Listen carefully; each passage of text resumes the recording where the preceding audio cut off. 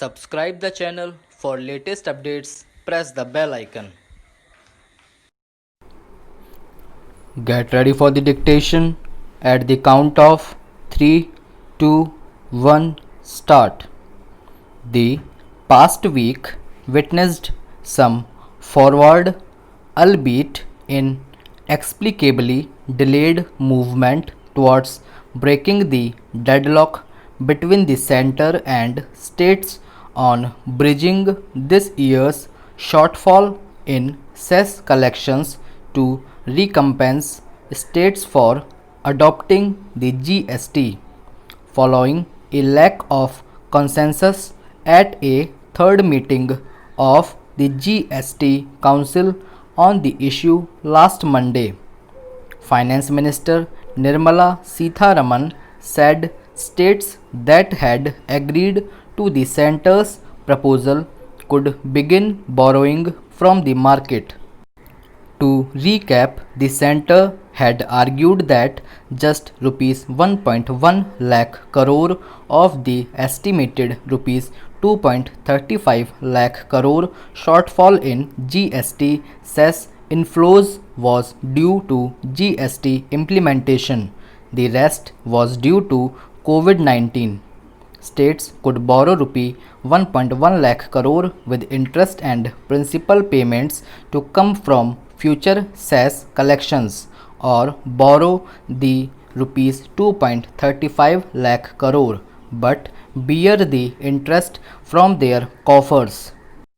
By Wednesday, 21 states had agreed to the centre's first option and were permitted to raise about rupees 79,000 crore, 0.5% of their gross state domestic product, as additional borrowing linked to their acceptance of the option.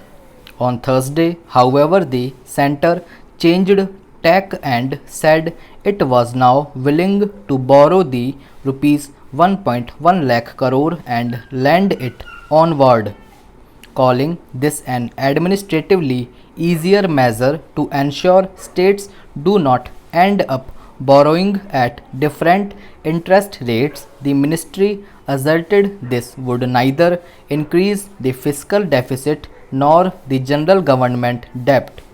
States and economists have welcomed this change of heart, especially as it helps bring in much needed cash for states to fight the pandemic. However, it is odd that the administrative ease of the centre borrowing and lending to states had not struck North Bloc mandarins earlier, given that the cess collection worries surfaced soon after the lockdown was imposed. Over the course of the negotiations, states had urged the centre to borrow and pay them, but the finance ministry had repeatedly stressed that this would push up interest rates and upset its fiscal math.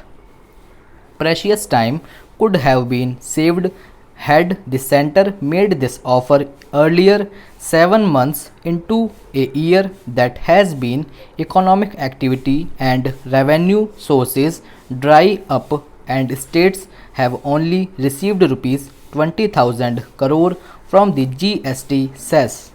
Kerala, which was considering a petition in the Supreme Court with other opposition ruled states, has cooled off on the legal route but sought full payment of the rupee 2.35 lakh crore shortfall this fiscal.